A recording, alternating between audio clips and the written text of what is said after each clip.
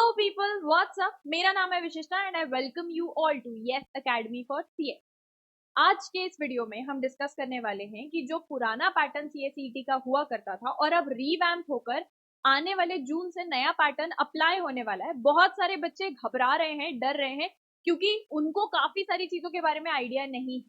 तो इसी को हम आज डिटेल में डिस्कस करेंगे, पुराने पैटर्न को और नए पैटर्न को कंपेयर करेंगे and we will try and understand कि should we actually be worried about it. क्या हमको इस बारे में चिंता होनी चाहिए कि ये पूरा रिवैम्प हुआ है?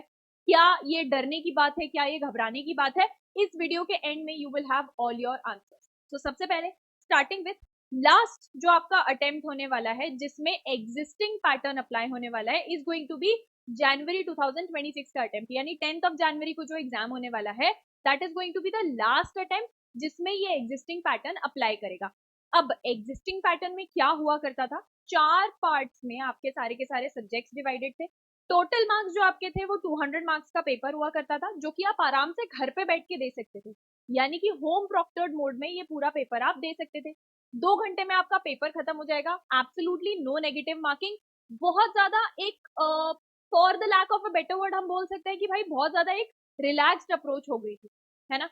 काफी सारे बच्चे, मैं ये नहीं बोल रही हूँ बच्चे सीरियसली नहीं लेते थे सीएसईटी को या बच्चे सीरियसली पढ़ाई नहीं करते थे।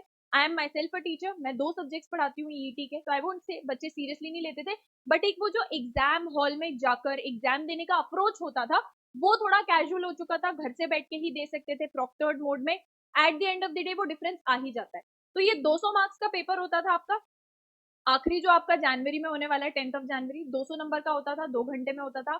4 पार्ट्स में 7 आपके 7 सब्जेक्ट्स आया करते थे, जिसमें कुछ कुछ सब्जेक्ट एक ही पार्ट के थे और कुछ कुछ डिवाइडेड हुआ करते थे। ये सारा का सारा चीज आपका एक ही दिन में खत्म हो जाता था। नए पैटर्न में सबसे बड़ा जो चेंज किया है, और भी सब्जेक्ट्स में भी बहुत सारे चेंजेस है which we will discuss, but एक सबसे बड़ा जो यहाँ पे चेंज किया है इफेक्टिव जून 2026 से जो है, I will just open the new versus old pattern slide. Yes, तो सबसे बड़ा जो चेंज किया है वो ये है कि अब आपका 4 दिनों में एग्जाम होगा, यानी जो एक दिन में 2 घंटे का पेपर हुआ करता था 200 नंबर का, वो अब 4 दिनों में होगा और 400 मार्क्स का होगा। अच्छा, अभी भी जो कंडीशन अप्लाइड है वो सिमिलर ही है, 4 दिन में 4 पेपर, यानी पर डे 100 मार्क्स का पेपर। इसमें मिनिमम आपको 100 में से 40 लेकर आने हैं पास होने के लिए, और आउट ऑफ इंटायर 400 आपको 50% एग्रीगेट लेकर आना है, यानी 200 आपको स्कोर करना ही करना है। पर सब्जेक्ट आपको जो एग्रीगेट है वो अभी भी वही अप्लाई होगा, ठीक है।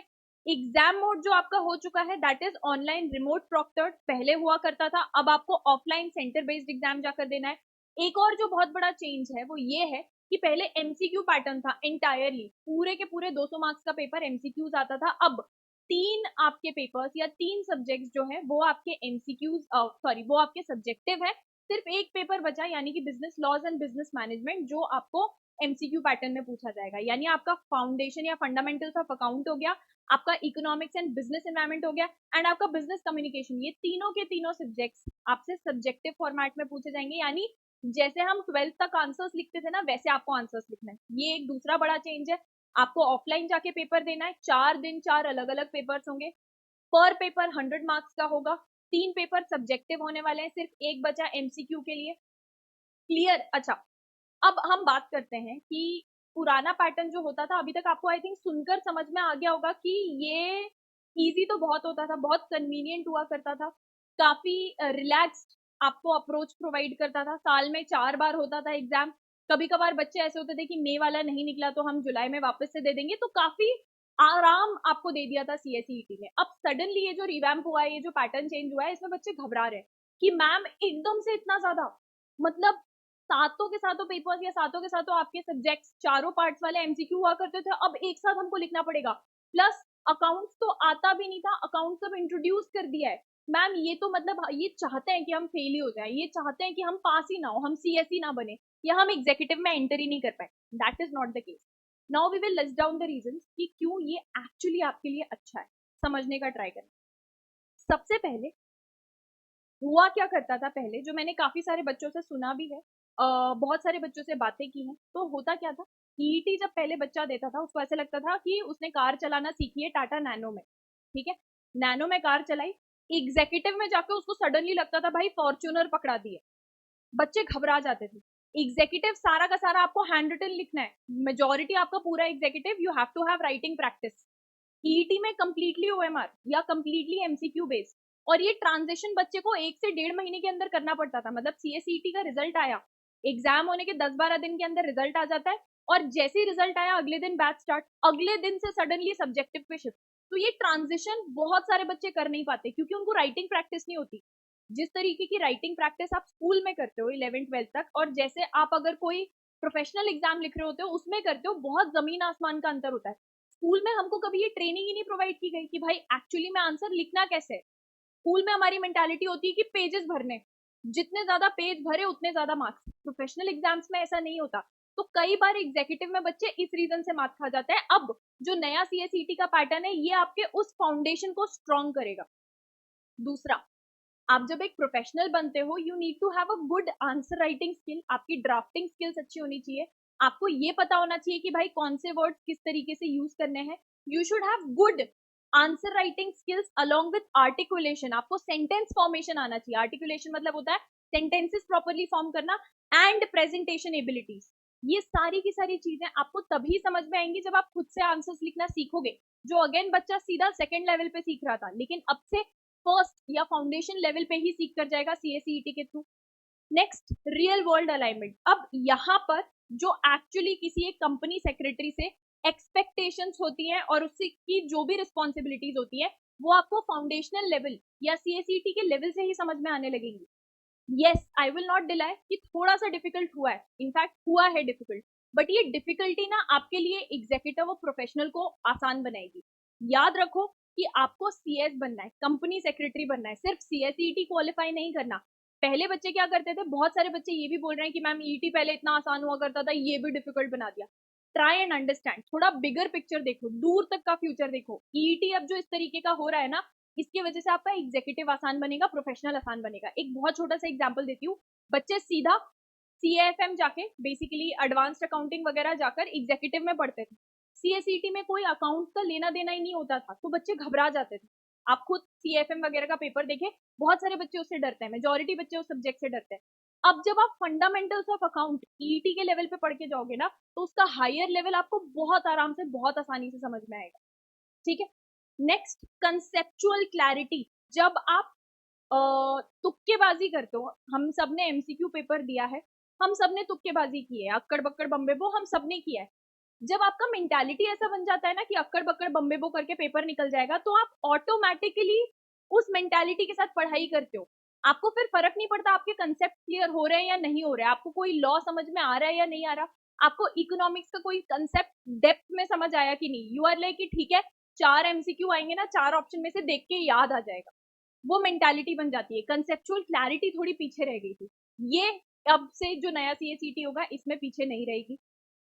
Next, understanding over guess work. तो ये तो ऑब्वियस सी बात है, जिस बच्चे को कंसेप्ट की डीप अंडरस्टैंडिंग नहीं होगी, जिस बच्चे को कंसेप्ट ढंग से समझ नहीं आएंगे, वो आंसर लिख नहीं पाएगा, और लिखेगा तो आंसर में अच्छे मार्क्स नहीं मिलेंगे। तो आईसीएसआई ने क्लियर कर दिया है कि हमको रट्टू तोते नहीं चाहिए, हमको ऐसे लोग नहीं चाहिए जिनके तुक्के अच्छे बैठ जाते हैं। कई सारे बच्चे होते हैं ना कि भाई एमसीक्यू पेपर में तो मेरे तुक्के बहुत अच्छे बैठते हैं। उन्होंने बोला हमको ऐसा चाहिए ही नहीं, हमको एक अच्छा कंपनी सेक्रेटरी बनाना है जो इंडिया के लेवल पे और दुनिया के लेवल पे इंडिया को भी रिप्रेजेंट करने जाए ना, तो that should be a person. देख के समझ में आया कि हाँ भाई ये होता है ना CS, they are very clear about it now. तो उनको चाहिए ही नहीं गेस वर्क करने वाले, जो तुक्केबाजी कर पाए उनको उन्हें बाहर ही निकाल दिया। सिर्फ कंसेप्चुअल क्लैरिटी और अंडरस्टैंडिंग पे अब सारी बात होने वाली है। तो लेस रैंडमनेस, सारा का सारा नॉलेज आपका या सारा का सारा आपका परफॉर्मेंस नॉलेज के बेसिस पे टेस्ट होगा। मोर कंट्रोल, आपकी प्रेपरेशन जो होगी वो डायरेक्टली रिजल्ट दिखाएगी। सब्जेक्टिव चीज में ऐसा होता है, आपकी प्रेपरेशन अगर अच्छे से, राइटिंग प्रैक्टिस अच्छे से है ना, तो आपको रिजल्ट दिखेंगे। एमसीक्यू में कई बार ऐसा हो जाता है आपने बहुत अच्छे से प्रिपेयर किया लेकिन वो एक पर्टिकुलर टॉपिक रह गया या छूट गया, उस पर ही एमसीक्यू आ गया, तो आपको मौका ही नहीं मिल पाता। बहुत सारे अच्छे पढ़ने वाले बच्चे, बहुत सारे ऐसे बच्चे जिनकी अंडरस्टैंडिंग बहुत अच्छी है, वो एमसीक्यू पेपर में कई बार पीछे रह जाते थे। ये अब नहीं होगा। एंड फेयर असेसमेंट, क्योंकि अब आपको लंबा टाइम मिलेगा, एक एक सब्जेक्ट के लिए अब आपको हर दिन अलग अलग मिल रहा है, बजाय इसके 2 घंटे के अंदर सारे सब्जेक्ट। एक्सटेंडेड टाइम जब आपको मिलता है ना, तो क्लियर क्वेश्चंस आपको दिखाते हैं, आप अपनी कैपेबिलिटीज पेपर में शो कर पाए। एमसीक्यू में आप अपनी कैपेबिलिटीज शो ही नहीं कर पाओगे। हो सकता है आप बहुत अच्छे आंसर्स लिखते हो, एमसीक्यू में कैसे शो करते, वो चीज अब बाहर हो चुकी है। Next, should you be worried? Absolutely not. In fact I think probably we were all at Yes Academy, we were all the happiest, क्योंकि हम देखते थे कि भाई बच्चा डायरेक्टली ईटी से एग्जीक्यूटिव आ रहा है, तो अब उसको कितना स्ट्रगल करना पड़ रहा है। आंसर राइटिंग की उसको प्रैक्टिस नहीं है, लिखने की ही प्रैक्टिस नहीं है, सेंटेंस फॉर्म कैसे किया जाता है एक प्रोफेशनल एग्जाम में लिखने के लिए, उसकी प्रैक्टिस नहीं है, सब कुछ जीरो से सीखना पड़ रहा था। नाउ वी नो कि बच्चा सीखकर ईटी लेवल से आएगा तो एग्जीक्यूटिव आपके लिए केक वॉक बनने वाला है। Trust me on this. तो ये एक पॉजिटिव रियलिटी है। अगर आपका इन डेप्थ अंडरस्टैंडिंग है, अगर आपका नॉलेज अच्छा है और आपको कंसेप्ट की क्लैरिटी है ना, तो कंपटीशन में आपको आगे निकलने से कोई नहीं रोक सकता। दूसरा, राइटिंग और आर्टिकुलेशन स्किल जो प्रॉब्ली आप आर्टिकलशिप में जाकर सीखते हो या एग्जीक्यूटिव प्रोफेशनल में जाके सीखते हो, वो आप ईटी लेवल से ही सीख लोगे। तीसरा, एक्सटेंडेड एग्जाम ड्यूरेशन, इसकी वजह से टाइम प्रेशर बहुत कम होता है।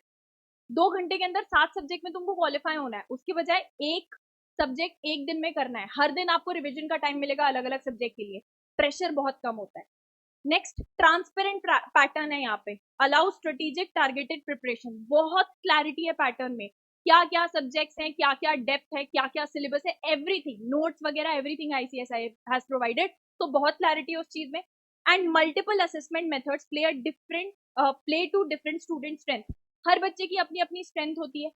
कोई बच्चा किसी एक सब्जेक्ट में स्ट्रांग है, किसी दूसरे में वीक है, तो हर बच्चा अपनी अपनी स्ट्रेंथ को लेकर आगे दौड़ सकता है और उसको वो स्ट्रेंथ दिखाने का मौका मिलेगा अब, क्योंकि सब्जेक्टिव पैटर्न हो चुका है। ठीक है।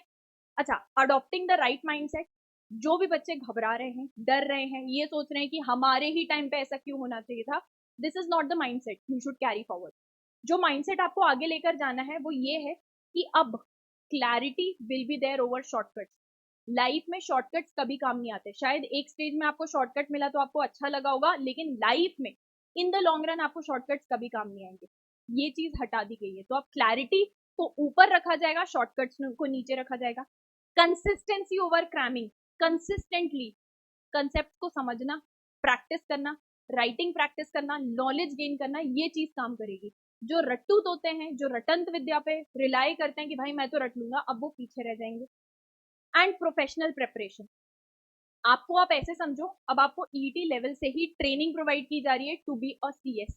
ये एक प्रोफेशनल ट्रेनिंग है जिसको एक करियर के तौर पे आपको ईटी लेवल या प्राइमरी लेवल से ही प्रिपेयर किया जा रहा है। अगेन, जैसे कि मैं बार बार बोल रही हूँ, आपको एग्जीक्यूटिव और प्रोफेशनल में इसके वजह से स्ट्रगल नहीं करना पड़ेगा। अच्छा, प्रैक्टिकल प्रेपरेशन स्ट्रेटजीज के लिए अपन दूसरे वीडियो में बात करेंगे, जहां पे एक एक सब्जेक्ट का, कि भाई जो 3 सब्जेक्ट आपके सब्जेक्टिव है, एक एमसीक्यू है, एवरी सिंगल सब्जेक्ट आपसे अलग अलग टीचर्स आके मिलेंगे और वो आपको बताएंगे किस तरीके से आपको प्रिपेयर करना चाहिए। With that I take your leave, all the very best. बिल्कुल घबराने की जरूरत नहीं है, एक तो क्योंकि पैटर्न बहुत अच्छा हो चुका है, trust me on this, and दूसरा obviously for always Yes Academy is going to be with you. Pattern change हुआ है तो हम भी टाइम के साथ चेंज होने वाले हैं। प्रेपरेशन नए सिरे से करेंगे, नए तरीके से करेंगे और फुल जोश से करेंगे, और पुराने ईटी के सारे रिजल्ट को हम दिखाएंगे कि भाई हम बेटर परफॉर्म कर सकते हैं। So thank you all for joining me in today's session. I'll see you guys again very, very soon. This is Vishishta signing off.